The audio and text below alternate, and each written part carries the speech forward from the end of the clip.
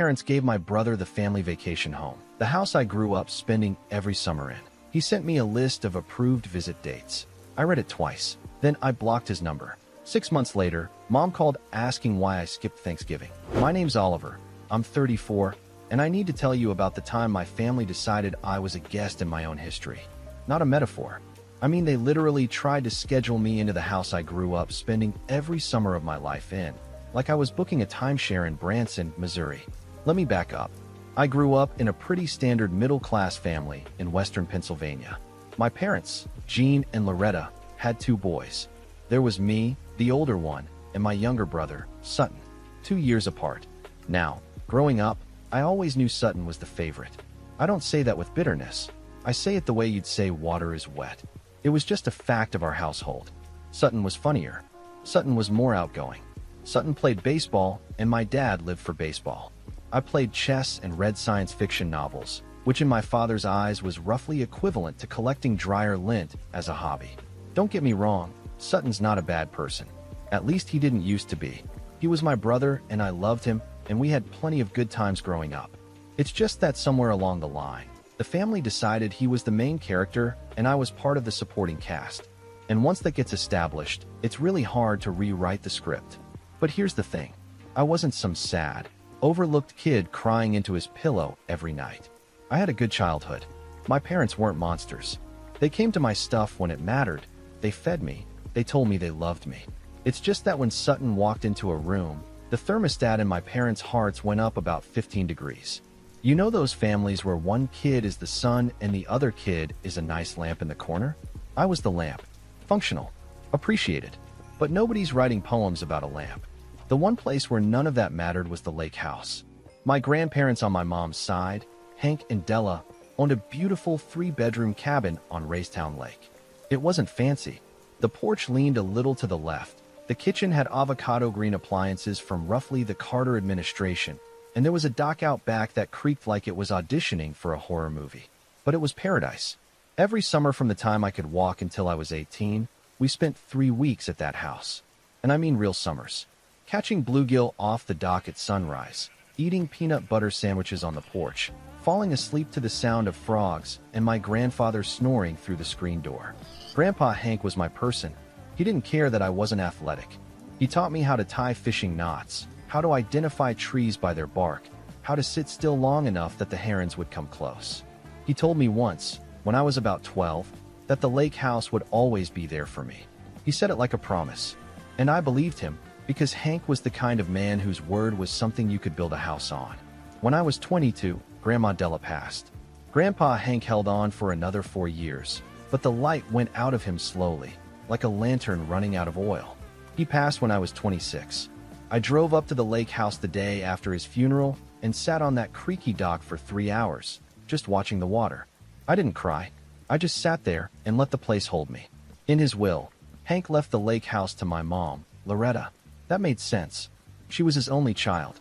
And for a few years, nothing changed. We all still went up in the summer. I'd take a week off work. Sutton would come up with whoever he was dating at the time. My parents would be there the whole month of July.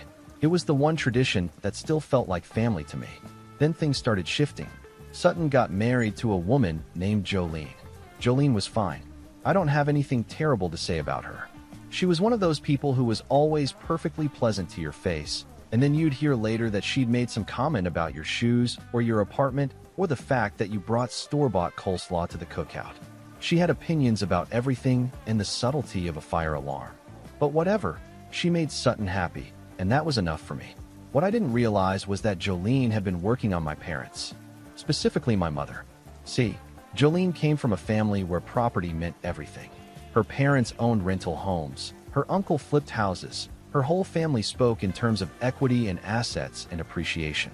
And Jolene saw the lake house the way a real estate investor sees a teardown in a hot zip code. Not as a family memory, as an opportunity. About a year after the wedding, my mom started dropping hints. Little things. She'd say how nice it was that Sutton and Jolene were thinking about their future. How responsible Sutton was being about finances. How the lake house really needed someone who could take care of it full time. I didn't think much of it. I was busy. I'd just gotten a promotion at the engineering firm where I worked, I was dating a woman named Waverly who I was pretty sure I was going to marry, and honestly, I figured the lake house would just keep being the lake house. Shared. Ours. The way Grandpa Hank intended. Then one Sunday in October, my parents invited me and Sutton over for dinner. Pot roast, mashed potatoes, the whole deal. My mom even made her lemon meringue pie, which she only makes when she's either celebrating something or about to deliver news she knows you won't like. I should have read the pie as the warning sign it was. After dinner, my dad cleared his throat in that way he does when he's about to say something he's rehearsed. Gene is not a man of many words, so when he lines up a speech, you know it's been workshopped. He told us that he and Mom had decided to transfer ownership of the lake house to Sutton. Not to both of us. To Sutton. He said it was because Sutton and Jolene were planning to start a family, and they wanted to make sure the house stayed in good hands, and that Sutton had expressed interest in doing some renovations. I sat there with a forkful of pie halfway to my mouth. I looked at Sutton. He was nodding, not surprised. He already knew. Jolene was sitting next to him with this little smile that I can only describe as the face of someone who just won a hand of poker she'd been playing for 2 years. I put the fork down. I asked my mom if this was what Grandpa Hank would have wanted. She got that pinched look she gets when you say something she doesn't want to deal with, and said, "Your grandfather left the house to me, Oliver. It was my decision to make." And technically, she was right. Legally, it was hers. But morally, emotionally, that house belonged to all of us. It was the one thing in our family that was supposed to be equal, and they just handed it to Sutton like I was some distant cousin they saw at Thanksgiving. I didn't make a scene. I finished my pie. I hugged my mom on the way out. I drove home, and I sat in my driveway for about 15 minutes, staring at the steering wheel, trying to figure out when exactly I became the kind of person my family could just subtract from the equation without blinking. That was bad enough. But then Sutton sent me the list. It came 3 weeks after the dinner. A text message, not even a phone call. Sutton sent me a text that said, and I wish I was making this up, "Hey Ollie, Joe and I are getting the lake house squared away. Here's a list of approved visit dates for next year. Let me know which ones work and we'll get you on the calendar." Approved visit dates. He sent me a list. A literal, numbered list. Like a dentist's office. There were 6 weekends spread across the year, none of them during prime summer, and each one came with a little note like, "Porch furniture will be stored, please don't rearrange, and please strip beds and run dishwasher before leaving."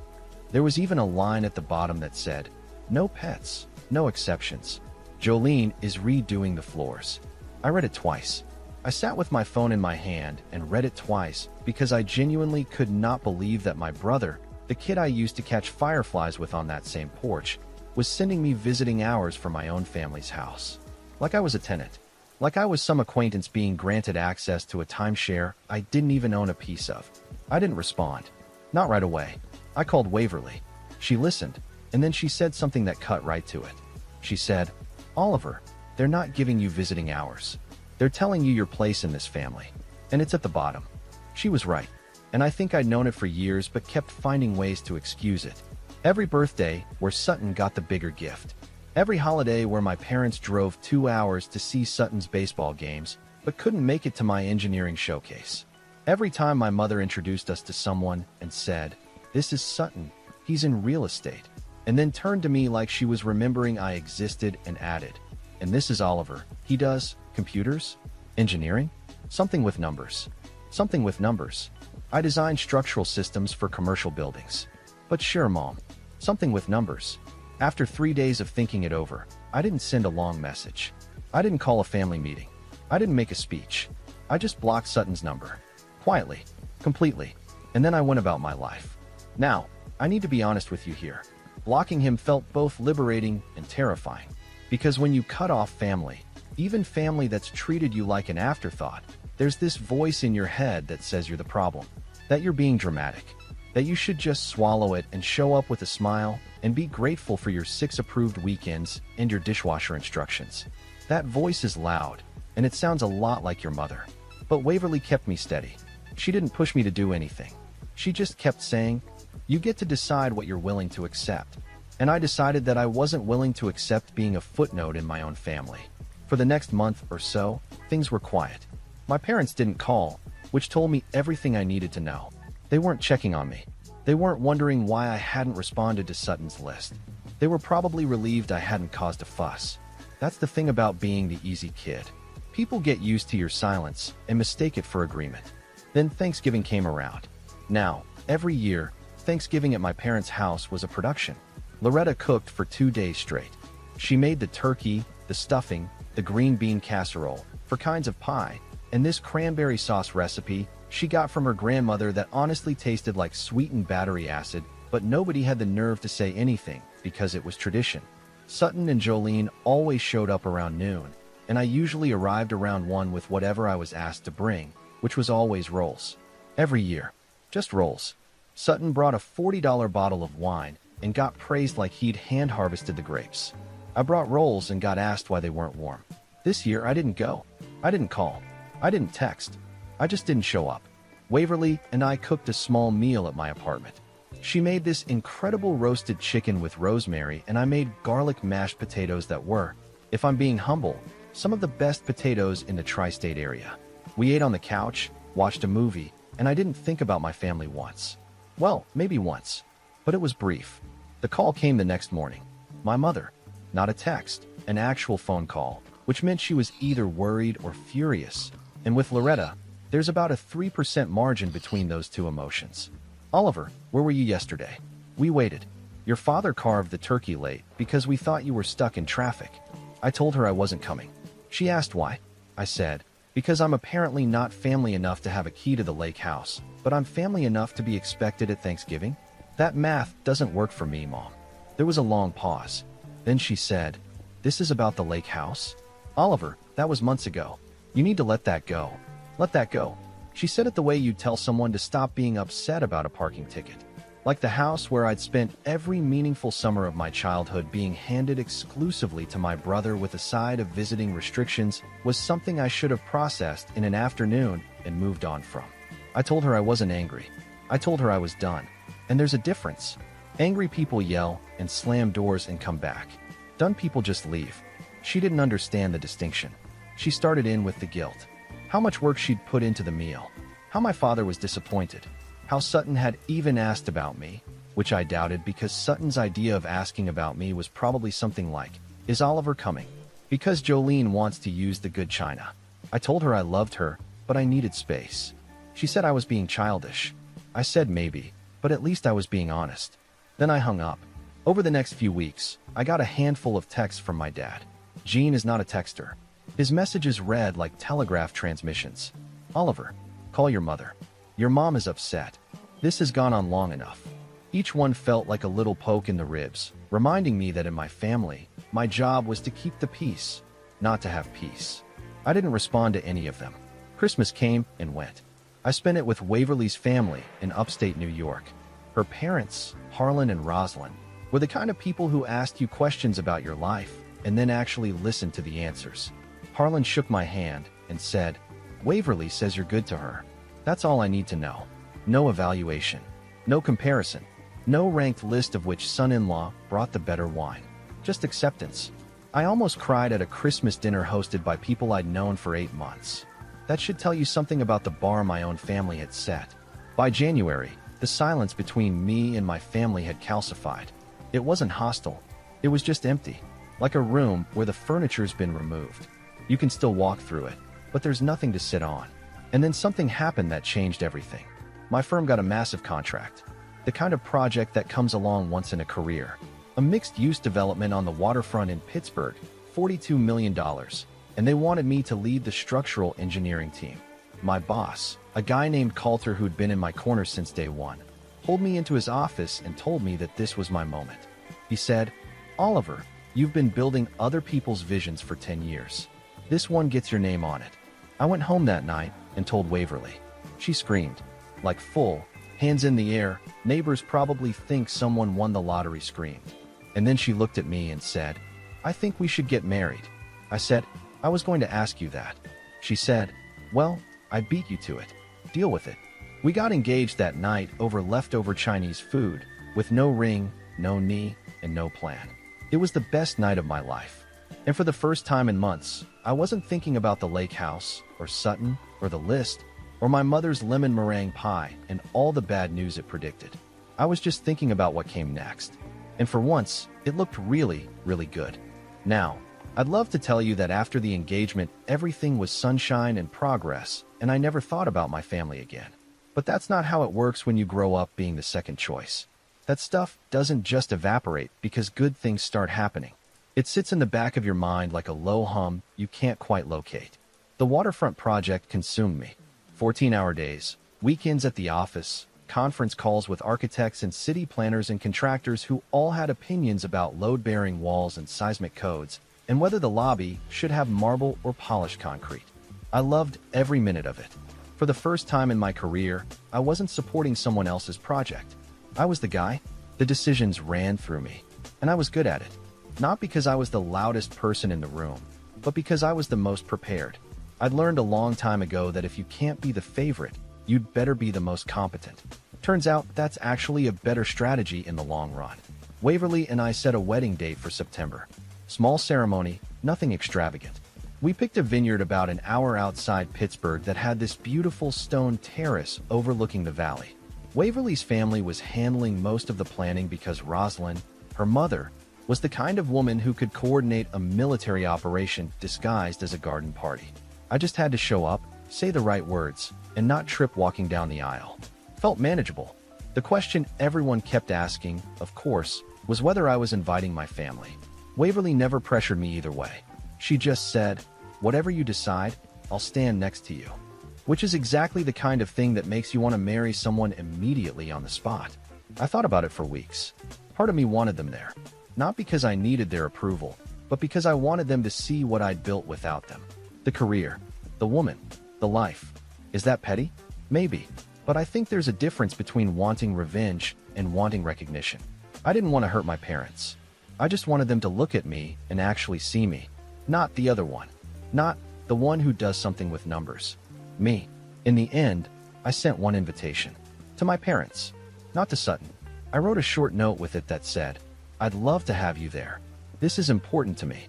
I didn't explain the situation with Sutton. I didn't rehash the lake house. I just extended the invitation and left it at that. My mother called 3 days later. She said she and Dad would love to come, but that it would be hurtful not to invite Sutton. I told her that Sutton and I weren't speaking. She said, "Well, that's between you two. But he's your brother, Oliver." I said, "And I was his brother when he sent me a list of approved dates to visit my own family's house." Where was the family loyalty then? She didn't have a good answer for that. She said she'd talk to my father about it and get back to me. She never got back to me. They didn't come to the wedding. Let me say that again so it lands properly. My parents chose not to come to my wedding because I didn't invite the brother who had treated me like a stranger with a reservation. They picked Sutton. Again, as always, the sun doesn't share the sky with the lamp. The wedding was still perfect. Waverly looked like she'd been carved out of moonlight and good decisions. Harlan walked her down the aisle, and I swear the man was trying so hard not to cry that his face looked like it was solving a complicated equation. Rosalind handled everything with the precision of a Swiss watch. My best man was Coulter, my boss, who gave a speech that managed to be funny, touching, and mildly inappropriate all at the same time, which is exactly what you want from a best man. I missed my parents that day. I'd be lying if I said otherwise. But I didn't miss them enough to let them use my wedding as leverage to force me back into a family dynamic that had been hurting me for 30 years. There's a difference between missing someone and missing the version of them you wish they were. After the wedding, things accelerated. The waterfront project hit a critical phase, and I was managing a team of 23 engineers. The city council was breathing down our necks about timelines. The general contractor was behind on the foundation pour, and there were about 6 different problems happening at any given time that all felt like they were going to end my career. But I kept my head down and worked through every single one of them. Coulter told me once that the mark of a great engineer isn't that they never have problems. It's that they solve problems so quietly that nobody realizes there were problems in the first place. I took that to heart. By summer, the project was ahead of schedule. The developer, a guy named Emmett Trask who had more money than personality, flew in from Chicago to tour the site. He spent 40 minutes with me, asked about 15 technical questions that most developers wouldn't even think to ask, and then shook my hand and said, "You're the real deal, Oliver." 2 weeks later, his company offered me a consulting contract for their next 3 developments. The kind of contract that had a number on it that made my accountant actually gasp audibly during a phone call. Waverly and I bought a house. Not just any house. A 4-bedroom Craftsman in a neighborhood I'd driven through for years thinking, someday. Someday turned out to be a random Tuesday in August when our realtor called and said the owners had accepted our offer. Waverly painted the front door yellow because she said every good house needs a yellow front door. I didn't argue because she was right, and also because I'd learned that Waverly being right was less a pattern and more a universal constant. I was happy. Genuinely, deeply happy. And the weird thing about being happy after a long stretch of being overlooked is that it feels almost suspicious at first. Like you're waiting for someone to show up and tell you there's been a mistake. That this life was meant for someone else. Someone more like Sutton. But nobody showed up. The life was mine. I'd built it. Brick by brick, decision by decision, early morning by late night. And then, in the way that life has of delivering irony with the timing of a comedian, I heard from Sutton. Not directly. Through my dad. Gene, who hadn't spoken to me since the wedding non-invitation, suddenly called me on a Tuesday evening. His voice had that gravelly, uncomfortable tone he gets when Loretta has told him exactly what to say and he's reciting it from memory. Oliver, your brother needs help. The lake house is in trouble. I almost laughed. Not because it was funny, but because the universe has a sense of humor that borders on sadistic. The house they gave to Sutton. The house I wasn't good enough to co-own. The house I needed approved dates just to visit. That house was in trouble. And suddenly, guess whose phone rang? The lamp in the corner. That's whose phone rang. I didn't say yes. I didn't say no. I said, tell me what happened, and I listened. And what I heard was a story so predictable that I could have written it myself with my eyes closed. Here's what happened to the lake house. Sutton and Jolene, in their infinite wisdom, had decided to renovate it. Not just a fresh coat of paint and some new curtains. I'm talking a full gut renovation. They ripped out the original kitchen. They tore up the pine floors that Grandpa Hank had installed himself in 1978. They knocked out a wall between 2 bedrooms to make a primary suite, because apparently the house where 3 generations of our family had slept comfortably wasn't luxurious enough for Jolene's vision board. The renovation was supposed to cost about $80,000. It ballooned to $160,000, then $200,000. Sutton had taken out a home equity loan against his own house to fund it, and when that ran out, he put another $40,000 on credit cards. Jolene, who talked a big game about real estate but had apparently never actually managed a construction project, kept changing the plans. New countertops. Different tile. Oh, let's add a deck. Actually, let's extend the dock too. Every change order was another $5,000 or $10,000, and the contractor they'd hired was the kind of guy who said yes to everything, because every yes was more money in his pocket. And then the contractor disappeared. Just gone. Mid-project. He took their last progress payment, something like $35,000, and vanished. Left the house half-gutted. Exposed framing. No functioning kitchen. 1 working bathroom. The beautiful porch that used to lean charmingly to the left now leaned aggressively to the left because they'd messed with the foundation supports during the renovation and hadn't shored them back up. Grandpa Hank's lake house looked like a crime scene. On top of all that, Sutton's real estate business wasn't doing well. The market had cooled, his commissions were down, and he was now sitting on roughly $240,000 in combined debt between the lake house renovation and his own mortgage. Jolene's family, the ones who supposedly knew everything about property and investment, had apparently offered zero financial help. Turns out it's easy to talk about equity when it's someone else's money on the line.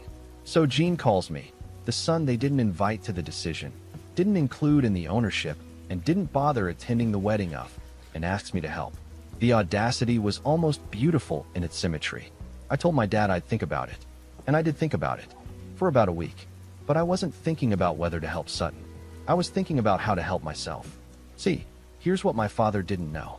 I didn't just have a good salary anymore. The consulting contracts from Emmett Trask's development company had put me in a financial position I never expected to be in at 34. Waverly and I had savings. Real savings. The kind that makes your financial advisor smile instead of wince. And I had connections. My work in Pittsburgh had introduced me to contractors, inspectors, real estate attorneys, and property specialists who actually knew what they were doing. I called a real estate lawyer named Sullivan Park.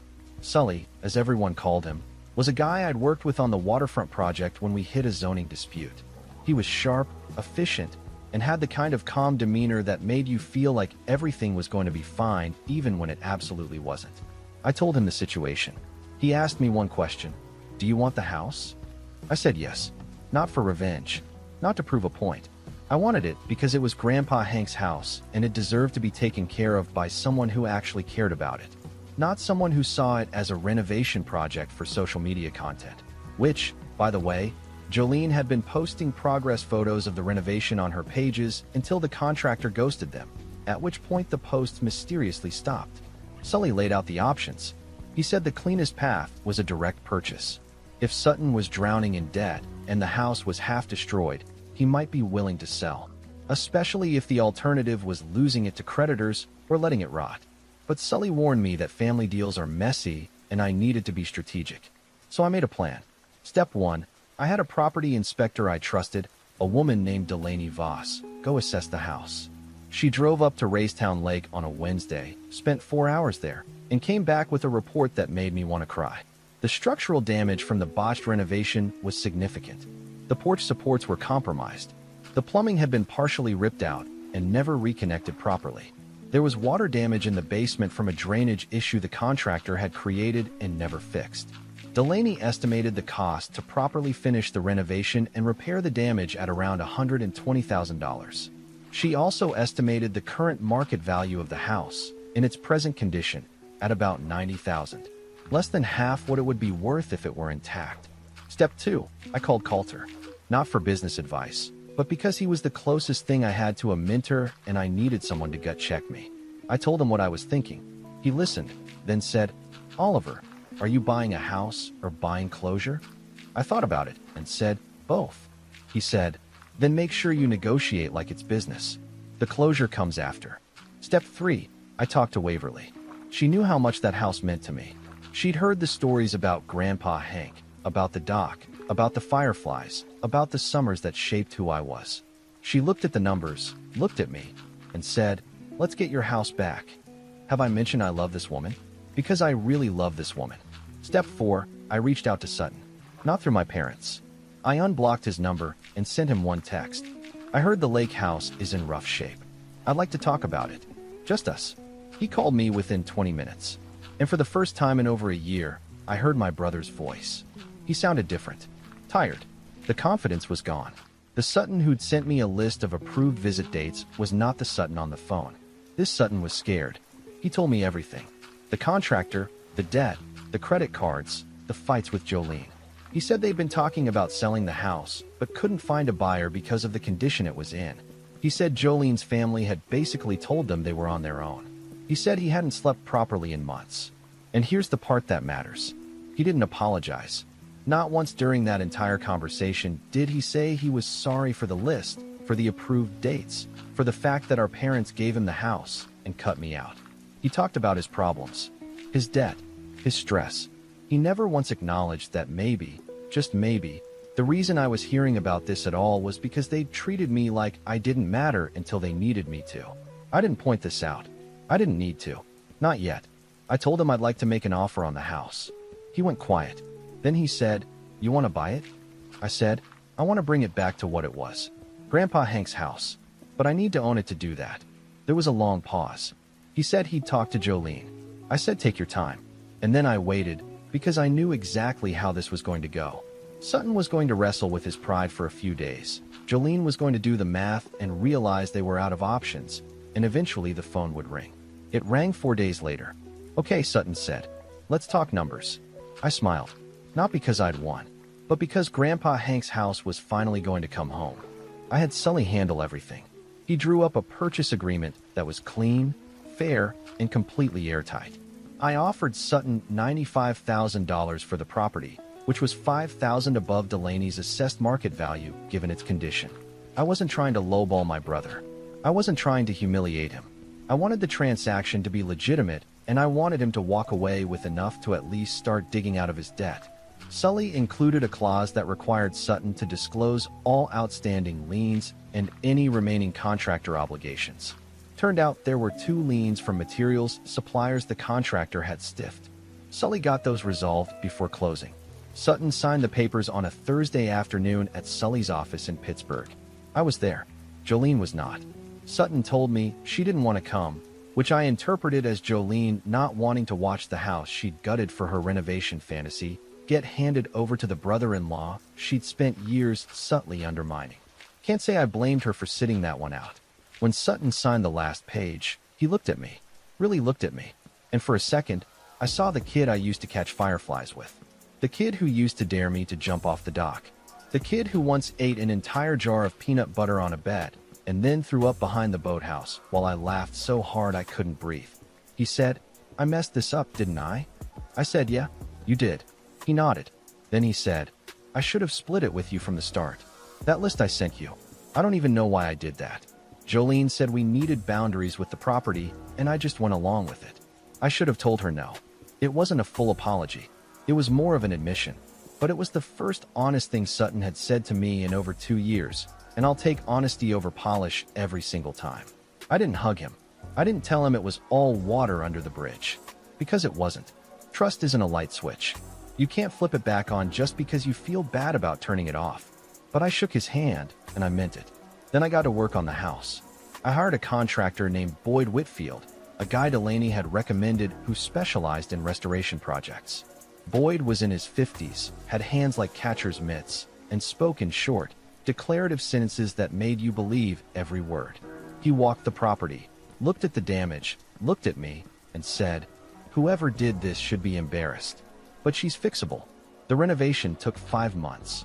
I drove up to the lake every weekend to check progress, and most weekends Waverly came with me. We'd sit on borrowed lawn chairs where the porch used to be and eat sandwiches while Boyd's crew hammered and sawed and slowly put Grandpa Hank's house back together. I didn't try to modernize it. I didn't try to turn it into something it wasn't. We restored the kitchen to its original layout. We found pine flooring that matched what Grandpa Hank had installed and put it back down. We rebuilt the porch with the same kind of cedar planks, and yes, it still leans a tiny bit to the left because some imperfections aren't flaws. They're character. We fixed the dock. We replaced the plumbing.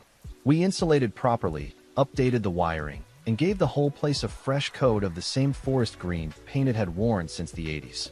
When it was done, I stood on the dock at sunrise, the same dock I'd sat on the day after Grandpa Hank's funeral, and I felt something I hadn't felt in a long time. I felt like I was exactly where I was supposed to be. Total cost of the purchase and renovation came to about $215,000. The appraised value of the finished house was just north of $310,000. But the value wasn't the point. The point was that Hank and Della's lake house was alive again. Not as a real estate play, not as a social media backdrop, as a home. Now, here's where my parents come back into the story. Word travels fast when you buy a house from your brother, especially in a family where nobody talks directly, but everybody talks about each other. My mother found out about the purchase approximately 9 minutes after it happened, which means Sutton called her from the parking lot of Sully's office. She called me that night. The conversation went about the way you'd expect. "Oliver, I heard you bought the lake house from Sutton." "I did. I don't understand. Why would you do that?" "Because someone needed to take care of it, Mom. And the person you gave it to didn't." Long silence. Then, "That's not fair, Oliver. We didn't know the renovation would go wrong." "No, but you knew when you gave it to him that you were cutting me out. That was a choice. And now I'm making mine." She tried a few more angles. She said I was being spiteful. I told her I'd paid above market value and offered my brother a lifeline when he was drowning in debt that his own decisions created. That's not spite. That's generosity with boundaries. She said I was trying to punish her and Dad. I said I wasn't thinking about them at all when I made the decision, which was true, but clearly hit harder than anything else I could have said. Eventually she asked, "So what happens now? Are you going to send us a list of approved visit dates?" And I have to give her credit for that one, because it was the first time my mother had ever acknowledged what Sutton's list actually meant. She knew it was cruel. She'd always known. She just hadn't wanted to deal with it. I told her, "No, Mom. The door is open. It's always been open. That's the difference." That was about 4 months ago. Here's where things stand now. The lake house is finished. Waverly and I go up most weekends from May through September.